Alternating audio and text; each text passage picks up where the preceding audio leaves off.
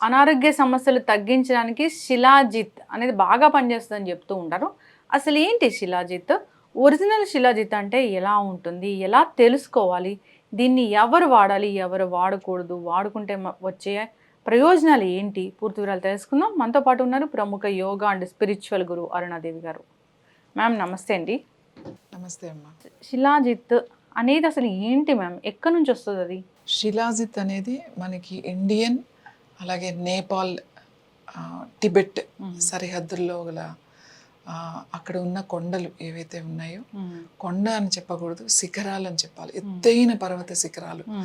ఎత్తైన పర్వత శిఖరాల్లో మనకి గిలిజిత్ పర్వతాలు అని చెప్పేసి మనకి ఆ బార్డర్లో ఉన్న పర్వతాల మీద నుంచి వచ్చే శిలాజిత్. అంటే శిలాజిత్ అనేది ఒక రాయికి, ఆ ఎత్తైన శిఖరాల్లో ఉండే రాళ్ళకి నుంచి వచ్చే ఒక పొడిమట, అంటే ఒక చెమటలాగా దానికి ఉద్భవిస్తుంది. అది తర్వాత నల్లగా పొడి మారుతుంది. దాన్ని సేకరిస్తారు జాగ్రత్తగా. ఆ పొడిని సేకరించి దాన్ని మళ్ళీ చాలా పద్ధతులు ఉన్నాయి దాంట్లో.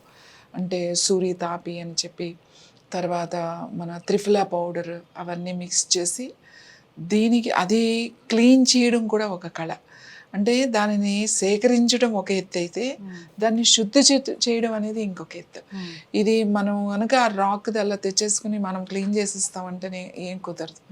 ఎందుకంటే దానికి చాలా ప్రొఫెషనల్స్ ఉంటారు. అంటే అది కూడా ఒక వంశపారపరంగా వచ్చే ఒక కళమాట. వాళ్ళ ఫ్యామిలీస్ ఇప్పటికీ కూడా గిలిజిత్ పర్వతాల వ్యాలీలో వాళ్ళు ఉన్నారు, వాళ్ళు చేస్తారు.